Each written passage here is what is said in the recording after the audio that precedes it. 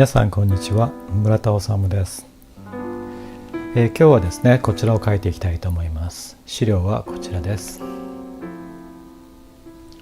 紙はランプライト F4 サイズ、それから絵の具はウィンザー&ニュートン、筆は書道用のコリンスキーの筆を使っていきたいと思います。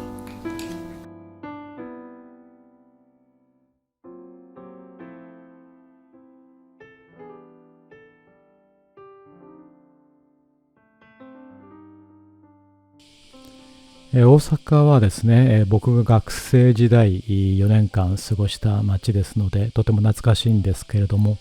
特にこの道頓堀界隈は非常に変化してですね、ご覧の写真のようにですね、たくさんの外国の方がですね、訪れて、今全く違う街になってしまいました。この立体的な看板がたくさんあってですね、とても面白いエリアになっています。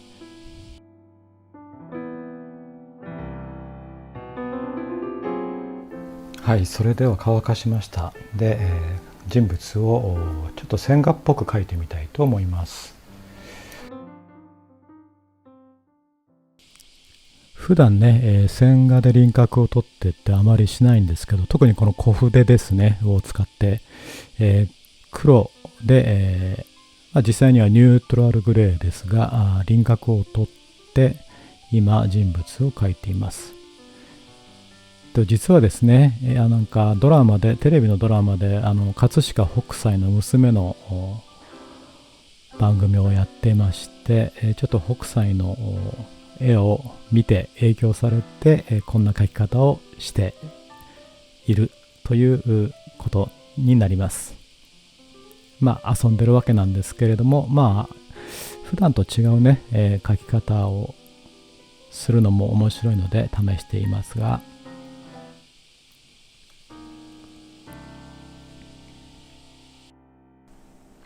人物だけではなくて看板とかもですね、小筆で、輪郭を取って、輪郭と言いますかね、線書きですね、線書きで描いたりしています。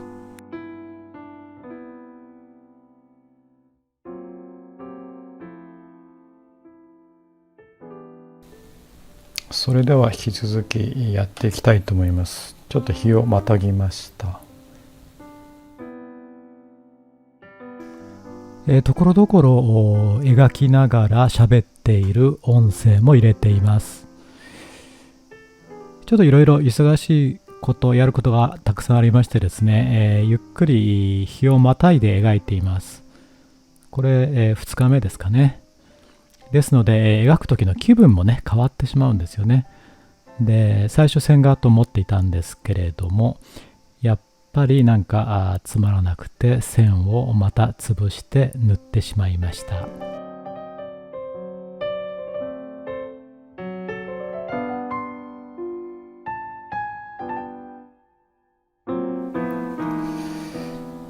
ですね、ちょっとここまでの説明しますと、形はしっかりラインで取って描いたんですけれども、ありきたりと言いますか面白くないので、やはり色で置いて面で描こうということで、見える色をですねこう面でこう置いていきました。大きな筆で、パッチワークのようにね、赤なら赤を置いていって、それからブルーを置いて黄色を置いてというふうに置いてきましたね。で、そのために形が崩れましたけれども、その方が良かったかなと。あんまり形なんかねイラストレーションみたいな感じになっていましたので、少しこうつながったり色でつながったり形が崩れたりで少し面白くなったかなと思っています。今回ちょっとあっさり上げるというよりも深い絵にしたいと思っていますが、まだ方針が決まらずにですね手を動かしている段階です。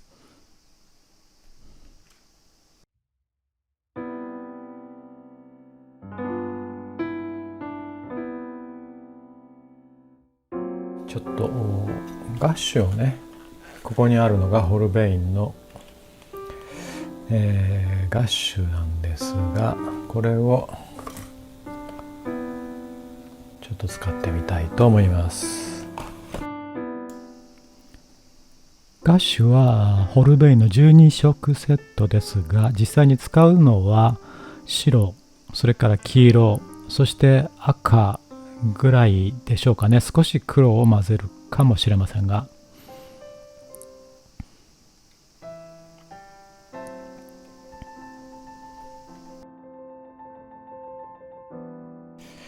まだまだちょっと方針が固まらないんですけれども、ちょっとね、明度の差をつけてみたいなと思っています。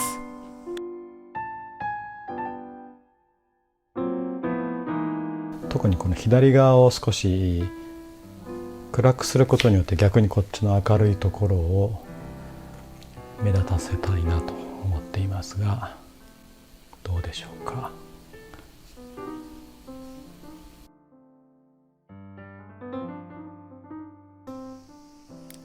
紫を作って、左側のところ少し上から紫を置いていますね。それからどうしてもこのレタリングの部分気になるので、一度イエローで消しておきます。なるべく奥行き感を出したいので、向こう側にあるやつは色を少し落としておきます。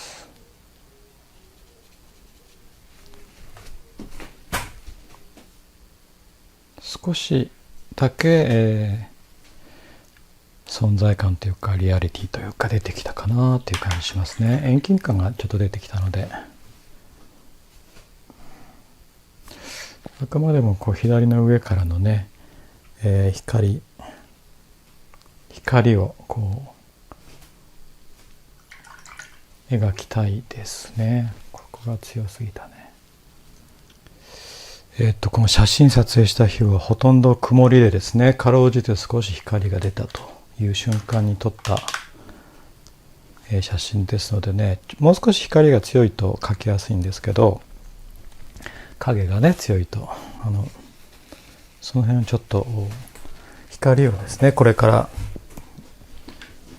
意識して、強調して、光を入れていきたいと思います。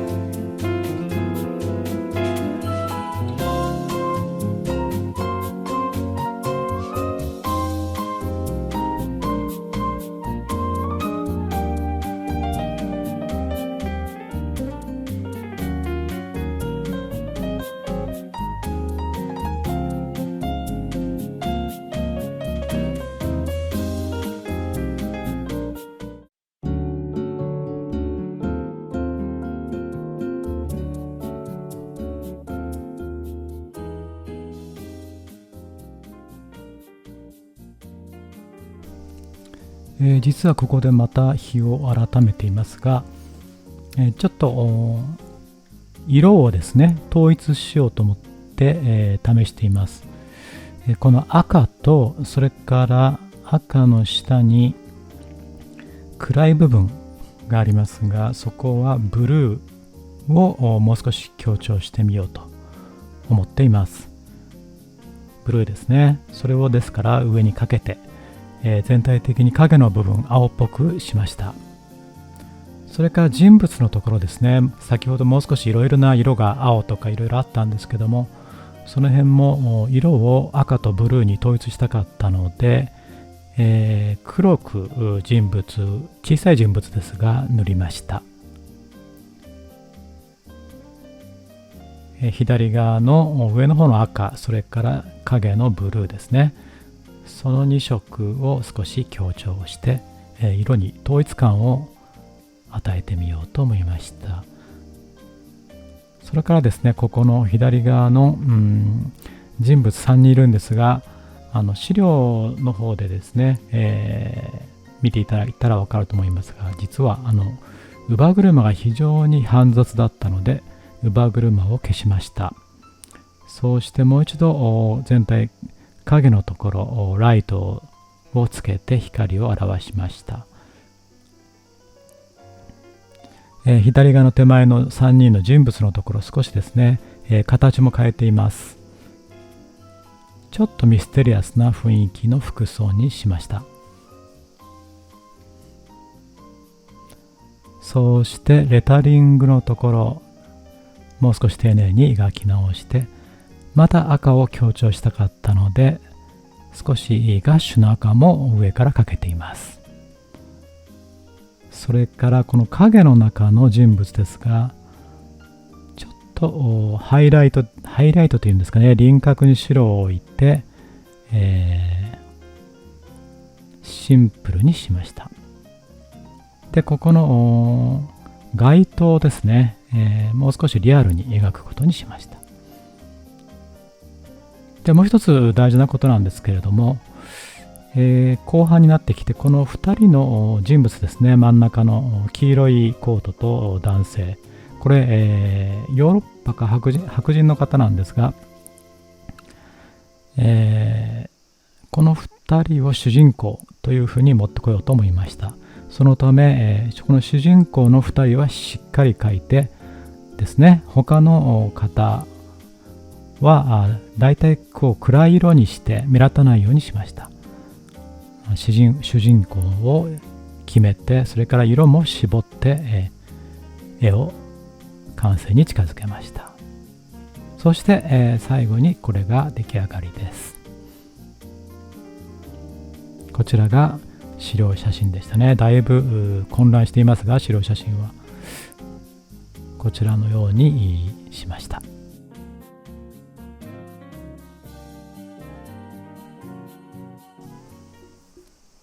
今回の絵は仕上がりまでに2週間ぐらいかかりましたけれどね、もちろんその間ずっと絵を描いていたわけではなくて、どちらかというとアイデアの方を待っていたという時間の方が長くかかりました。最終的にですねこんな絵になりましたけれども、だいぶ色をね重ねているので、皆さんのモニターとかスマホでね綺麗に見えるかどうかちょっと心配なんですよね。あっさりと仕上げた水彩画って結構綺麗に見えるんですけれども、色を重ねた作品って、あまりねモニターだと綺麗に見えないという感じがします。今回取り入れたアイデアですね、もう一度簡単に説明します。人物ですね、主役を2人しっかり考えました。意識しました。だいぶ資料写真とは変えましたね。それからその主役の左側の手前3人いましたけれども、乳母車はなくしました。そうして3人の服装とか雰囲気も変えてろうそくも持たせました。さらに左側の奥の暗いところにいる3人ですけれども、真ん中の人ろうそくを持たせてあげて、あと他の2人も輪郭でぼんやりと光の中に浮かぶという感じにしてみました。ここまでご覧くださりありがとうございました。それでは皆さん、水彩画で幸せになってください。また次回お会いしましょう。さようなら。